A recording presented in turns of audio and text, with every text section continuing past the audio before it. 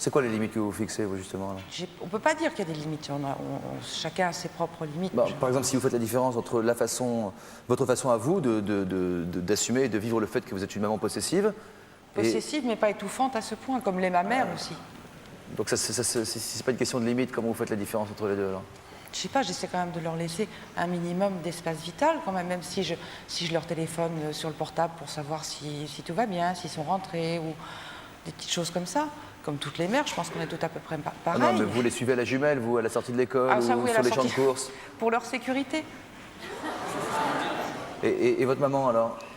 Quelle différence il y avait? Ma mère rentrait dans ma vie privée de jeune fille, ma vie privée de femme, dans l'éducation de mes enfants. Et vous n'êtes jamais entré dans la vie privée de vos enfants? Non, pas des grands. Des petits? Pas ceux qui sont mariés. Des petits, oui. Des petits, oui. Ceux qui sont à la maison, qui sont avec moi. Les autres, je leur laisse quand même une certaine marge. Il y en a un qui est à la maison et qui est pas jeune comme Adrien, parce qu'Adrien, tu as 12 ans, c'est ça? Non, il a l'âge. Mais ton grand frère qui vit avec toi, il a quel âge? 35. Ouais, non, 32. Enfin bon. Il est grand déjà, vous vous mêlez de ces histoires? Il fonctionne. Hein. Vous vous mêlez de ces histoires? Je ne me mêle pas vraiment de ces histoires. Vous ne dites pas quand ils sont mariés, lui il n'est pas marié pour le coup. Il n'est pas marié, bon. Il a des amies différentes assez souvent. Merci pour elle, comme ça si elle ne le savait pas, maintenant elle le savent. Non, c'est pas ce que je veux dire. Il n'a pas trouvé la bonne. Je me permets de lui dire de temps en temps. Et comment vous pouvez en être sûr, vous? Elle ne le rend pas heureux. Une femme qui ne fait rien pour le garçon avec qui elle sort, avec qui elle vit pratiquement, ni son linge, ni ses chemises, ni... C'est comme ça qu'on revoit un homme seulement? Non, peut-être, hein? Non, qu'il lui faut pas à manger, Non, il y a un tas de choses qui rentrent en ligne de compte. Quand on aime quelqu'un, on s'occupe de lui. Vous avez l'impression que votre maman essaye de vous rendre heureux? Ça, j'en sais rien, en fait. Non. Non. Je sais pas, honnêtement, je sais pas parce que moi, comme je suis pas malheureux, mais je suis pas vraiment heureux, donc je pense qu'elle a envie de se rendre heureuse, elle, par l'intermédiaire de moi, oui. Est-ce que vous avez une vie privée? Au jour d'aujourd'hui, non. Des vacances? Oui, avec elle.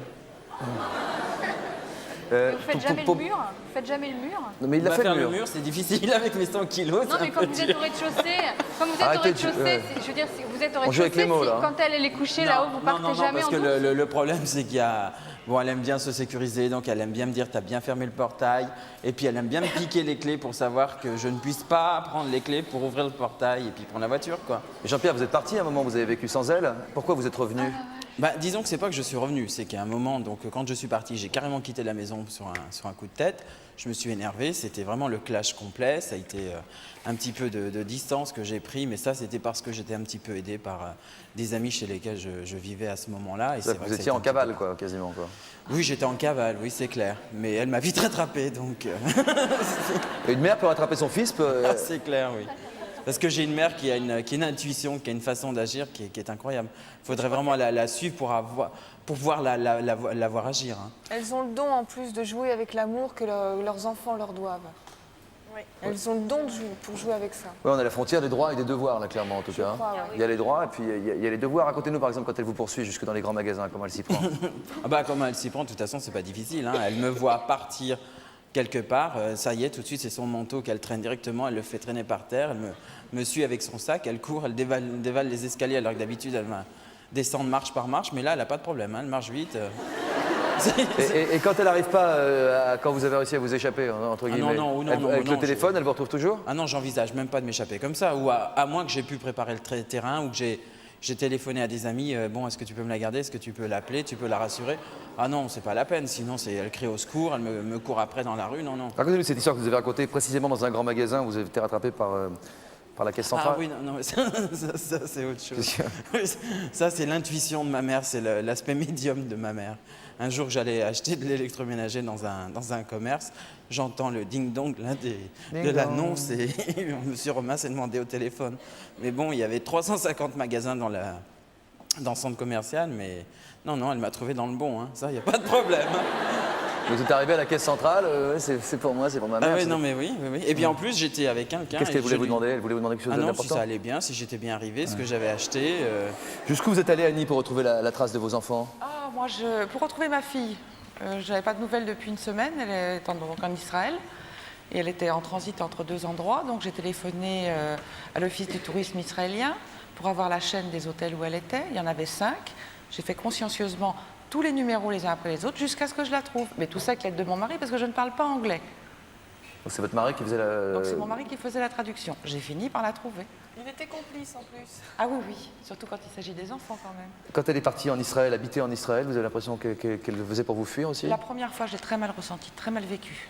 Et puis je suis allée la retrouver en vacances, ça s'est aussi très très mal passé. Donc je suis rentrée absolument déchirée, décalquée complètement. Elle est revenue quelques temps après. Et là, elle est repartie définitivement. Mais cette fois-ci, je le vis beaucoup mieux. Après explication, quoi. Après explication. Première fois, j'ai ressenti vraiment comme un rejet. Là, maintenant, non. Pourquoi vous êtes revenu vivre avec votre maman? Bah, disons que c'est elle, comme je précisais c'est tout à elle l'heure, chez qui est vous. venue vivre avec moi. Parce que ça a été pour moi, comme expliquait Aline tout à l'heure, ça a été il n'y avait plus de solution. J'ai cherché. Puis après, je me suis dit que finalement, pour avoir le moindre, il valait mieux essayer d'arriver à faire en sorte qu'elle soit avec moi et qu'elle ait l'impression que je sois là en permanence. Et c'est vrai que moi, quelque part, ça me rassure et ça me fait du bien intérieurement parce que je ne suis plus en crise permanente avec elle. Parce que je vais vous dire, c'était pire pour moi d'avoir des coups de fil intempestifs 15 fois, 20 fois, 30 fois dans une journée. Vous en avez encore, Jean-Pierre. Oui, mais enfin là, dans une journée, je dirais que si je m'en vais, je vais avoir 7-8 coups de fil dans la journée. Elle vous a poussé à culpabiliser, jusqu'à culpabiliser? Oh bah, je pense oui, parce que je pense qu'il y a à certains moments, je me culpabilise vis-à-vis de ça c'est clair. Vous sentez mauvais garçon parfois? Mauvais fils? Me sentir mauvais fils, c'est pas si sûr que ça, mais il y a des moments, j'ai des impulsions vis-à-vis d'elle qui font que je me culpabilise tout de suite, que je me réfreins immédiatement et que je ferai tout pour me faire pardonner rien que le fait d'avoir pensé que j'avais envie de lui foutre une tarte, quoi. Ça c'est clair. Elle dit qu'elle serait heureuse que vous ayez une femme et éventuellement un enfant. Est-ce que vous pensez que c'est vrai? Bah, disons que là, c'est justement l'aspect purement égoïste de ma mère. Elle veut un petit enfant, elle voudrait que je lui fasse un petit enfant. Bah, c'est bien gentil, mais déjà, il faudrait qu'elle laisse ma femme tranquille. Oui, c'est ça, une chose. Alors ça, Vous avez essayé de vivre avec une femme, hein? Pardon? Vous avez essayé de vivre avec une femme? Oh bah, j'ai essayé plusieurs fois de vivre avec une personne, justement, avec laquelle c'était même pas la peine, parce que systématiquement, elle s'immisce dans ma vie. Et moi, avoir un enfant, ça veut dire avoir une vie de couple normale, avoir une vie privée et des relations privées. Et j'ai pas envie de voir ma mère qui débarque dans la chambre en disant « Coucou, c'est moi ». Oui, bah merci maman, quoi.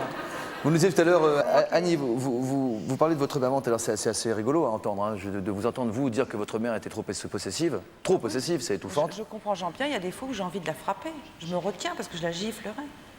Tellement elle cherche à me bouffer encore. Elle est jalouse de ma fille. J'ai 3 fils, une fille. Elle est jalouse, elle me dit « Tu n'as pas 4 enfants, tu as une fille. » Jalouse de ma fille. Jalouse de l'amour et de la connivence qu'il peut y avoir entre ma fille et moi. Parce que c'est deux femmes. Oui, et puis parce qu'il faudrait que je m'occupe que d'elle sans arrêt, comme Jean-Pierre, que je la coiffe, je lui donne le bain, que je sois toute la journée avec elle. Bon, vous êtes, on va pas jouer sur les mots, mais enfin, vous êtes une mère très présente en tout cas. Racontez-nous ce qui se passait quand ils étaient petits. Bon, il y a Adrien qui n'est pas encore un géant, mais qui est déjà un grand garçon. Mais quand ils étaient petits, que vous faisiez les sorties d'école avec vos jumelles, qu'est-ce que vous surveilliez? Au collège. Jusqu'au collège, jusqu'en 3e? Non, oui, au collège, je surveillais plus qu'en maternelle. Bon, à part Adrien, une fois. Il y a le primaire entre les deux, hein, mais bon, oui, alors, au primaire, Adrien, une fois, bon, il y a une de ses camarades qui l'a poussé avec le cartable. Pas cette tête-là, Adrien. Je l'ai rattrapé par les cheveux parce que je n'admets pas qu'on touche à mes enfants. Ouais. Et tu t'es senti comment, Adrien, ce jour-là? Tu t'es senti comment, ce jour-là? Un peu gênée. Tu t'en souviens, visiblement? Oui. Gêné de quoi? Bah, surtout qu'il y avait des copains, alors j'étais un peu gênée. Qu'est-ce que vous aviez vu dans les jumelles qui vous a donné envie d'intervenir? Là, c'était pas dans les jumelles, Alerte à c'était Malibu. J'ai rien vu, mais quand mes fils étaient au collège, c'est pas toujours très bien fréquenté les abords des collèges. Donc je voulais voir si personne les embêtait, si personne les frappait, si tout se passait bien, s'ils faisaient pas trop les andouilles aussi par la même occasion. Vous faites la sécurité, quoi. Un petit peu. Et tu l'as dit à ta maman que tu te sentais gêné, Adrien, ce jour-là? Non, non. Pourquoi tu lui as pas dit? Parce que j'avais peur qu'elle se vexe un peu. Qu'est-ce que vous en pensez qu'il soit gêné, qu'il a du mal à vous le dire? On va pas régler les problèmes familiaux. Il a raison, mais en grandissant maintenant, il me dit au fur et à mesure ce qui ne va pas. Je crois que c'est certaines mesures, je suis sûr, parce que on a toujours peur de blesser sa propre mère. Hein. Vous avez déjà été convoqué par un prof qui vous disait que votre enfant ne travaillait pas assez bien à l'école? Ah oui, la prof de maths cette année. Alors c'est très gênant pour moi parce que je suis déléguée de parents d'élèves. Et mon fils n'est pas vraiment le plus brillant de la classe. Mais je n'aime pas qu'on me le dise, comme toutes les mères. Donc, C'est des choses qui arrivent, Aline. Alors moi, toi, c'est des choses qui arrivent, ça, Ils tranquille. sont 4 enfants, je vous assure, c'est des choses qui arrivent. Ils ne peuvent pas toujours être... cette prof qui m'a pas agressée, mais enfin, en me disant que mon fils était pratiquement débile, qu'il suivait rien du tout, je lui ai dit non. J'ai Vous avez ressenti ça comme une attaque personnelle, en fait. Une attaque personnelle. J'ai l'impression d'entendre ma belle-mère. C'est incroyable. C'est l'impression qu'on... oui, hein. C'est pas, je veux dire, c'est pas une critique, hein, mais c'est une mère poule, c'est pareil. Hein. Non, pas la maman enfin, c'est pas mal aussi, la maman Sylvain. Mais non, Sylvain est fils unique, donc ça peut se comprendre. Quand on n'a qu'un enfant, on a tendance à tout reporter sur lui. Mais vous en avez quand même 4. Oui, mais c'est le dernier, il y a beaucoup d'écart entre les autres. Voilà, Et Serge, puis, c'était le dernier, pareil. Sa il mère, est intelligent, il fait 1000 trucs, il joue avec l'ordinateur, il fait... Et c'est cette gourde là qui me... Ah non, j'ai pas... C'est toujours sa prof? Ça sera sûrement la même l'année prochaine. Oui, d'accord. Bah, bon, à mon avis, gourde, c'est le maximum, hein, vous pas pouvez grave. dire. Est-ce que vous êtes déjà arrivé de sentir que vous étiez allé trop loin? Par exemple, un spectacle de fin d'année, d'après ce que je saurais. Mon Dieu. Ah non, là j'ai honte. Oui, mon fils aîné, il avait environ 18 ans. Il avait eu des problèmes de poids, il avait énormément maigri, donc il fallait qu'il fasse du sport. Le seul truc qu'il a trouvé à faire, c'est de la danse classique. Évidemment, comme il adorait les filles, c'était compréhensible à son âge, C'est mieux que le football pour rencontrer. Il a pris la danse classique. Donc, au spectacle de fin d'année, c'était le seul garçon pour toute une troupe de filles. Et j'étais dans le spectacle, enfin dans la salle évidemment. Ah non, vous avez dit dans le spectacle. C'était moi qui faisais le spectacle. Vous étiez au spectacle, madame Lelouch. Donc je regardais mon fils et je ne pouvais pas m'empêcher de dire « Denis, c'est mon fils ». Et je pleurais, mais je pleurais sans arrêt. Mais et les autres l'ont entendu? Ah ben évidemment, j'ai une voix qui porte. Alors vous ne disiez pas Non, c'était pas « Oh, c'est mon petit garçon ». Non, j'ai « Denis, mon fils, tu es là ».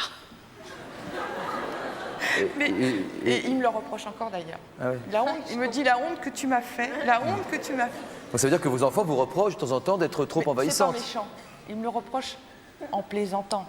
Pas tu m'as foutu la honte de ma vie. En fait, vous profondément, vous pensez qu'on ne peut pas vous en vouloir de trop aimer, quoi, c'est ça? Non, parce que je pense que c'est normal, c'est parce que je les aime trop, peut-être mal.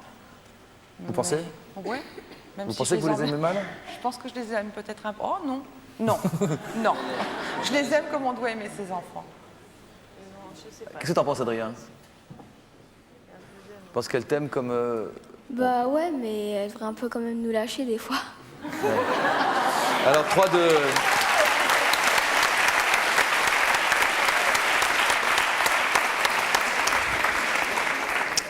Je me trompe, Adrien, j'ai l'impression que tu profites un peu de la situation là quand même pour dire 2-3 trucs. Ça va se payer, ça. Un peu. Bon alors dis-nous, alors vas-y, dis-nous tout, c'est le moment. Vous en voudrez pas, Madame Lelouch, avec votre autorisation évidemment. Au contraire, ça vous fait plaisir, vous avez envie qu'il... Mais il n'ose pas trop le faire d'habitude, hein. Pourquoi tu n'oses pas trop le faire Comme je vous ai dit tout à l'heure, j'ai peur que je la vexer, quoi. Ouais. Mais vous avez envie, Madame Lelouch, ou pas trop Mais bien sûr, mais il est tellement gentil. Comme beaucoup de femmes de mon âge, bon, je prends du poids. Je lui dis, je veux pas que tu me regardes quand je suis dans la salle de bain. Je suis grosse. Tu n'es pas grosse, tu es moelleuse. C'est le plus beau compliment qu'on puisse faire à une mère. Et la honte pour Adrien. C'est pas très grave tout ça. Hein. Ta maman, Adrien, tu as 12 ans maintenant, tu es 4e enfant de la famille, on l'aura compris. Ta maman te semble-t-elle très envahissante, un peu envahissante, pas du tout? Un peu. Un peu seulement, donc pas trop? Non. Tu as l'impression que c'est de l'amour qu'elle te donne? Oui. Ouais. Quelles sont les activités qu'elle t'interdit pour essayer de comprendre comment elle te protège? Est-ce qu'elle t'interdit des activités? Oui. Non, pas souvent, quoi, mais des fois, quand elle m'interdit, c'est un peu énervant, quoi. Qu'est-ce qu'elle peut t'interdire, par exemple? Sortir avec les copains, des fois. Ouais. Aller se promener à la piscine. Vous avez connu ça, Jean-Pierre? Ah bah oui, puis même pour le sport aussi. Non, pour sinon, tout. Le sport aussi? Non. Non, pas le sport. Pourquoi vous voulez pas le laisser aller à la piscine avec ses copains? Si, maintenant... Règlement de compte avec quel corail. Tu vas le dire maintenant, Annie. Maintenant, je laisse aller Oui. plus volontiers. Quand ils sont plusieurs, mais pas tout seul. Je ne veux pas qu'il aille tout seul. Elle disait avec ses copains. Ah oui, avec les copains, non, ça va. Ouais. Mais je suis quand même contente quand il rentre.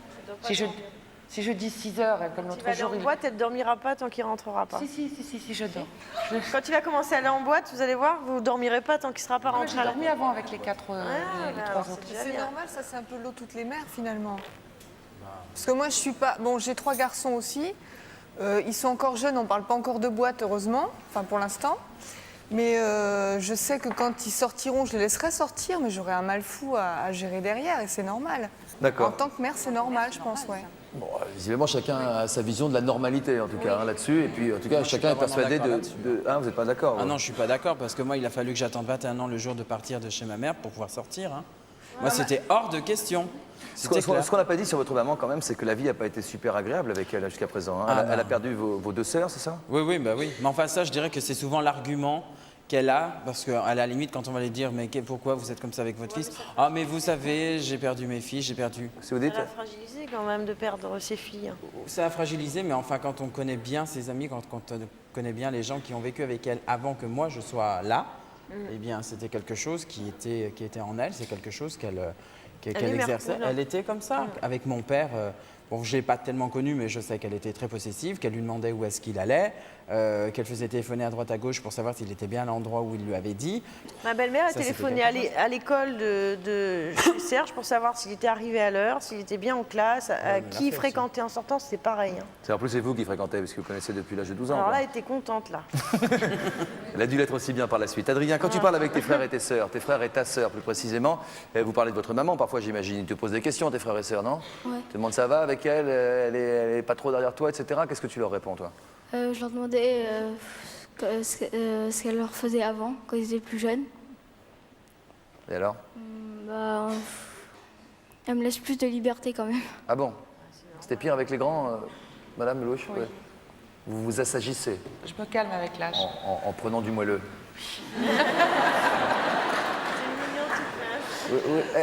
Donc tu as l'impression, Adrien, que bon, mais que ça aurait pu être pire d'abord, que ça aurait pu être plus dur à vivre, mais que c'est de l'amour qui passe, ou est-ce que parfois tu en as vraiment ras-le-bol? J'en ai vraiment ras-le-bol des fois. Franchement, des fois, ouais. Mais ras-le-bol de quoi, par exemple? Bah, des fois, elle me laisse vraiment pas sortir, quoi. Pendant 2-3 jours, ça m'énerve, quoi. Vous restez mère poule vis-à-vis de votre aîné? Ah non. Non. C'est-à-dire que quand il est parti et que vous estimez qu'il est entre de bonnes mains? Oui, mais enfin, disons que je continue à leur faire ce qu'ils aiment, à manger quand Ah ils bah ouais, viennent, ça, voilà. j'espère bien. Ouais. Mais ça, heureusement encore.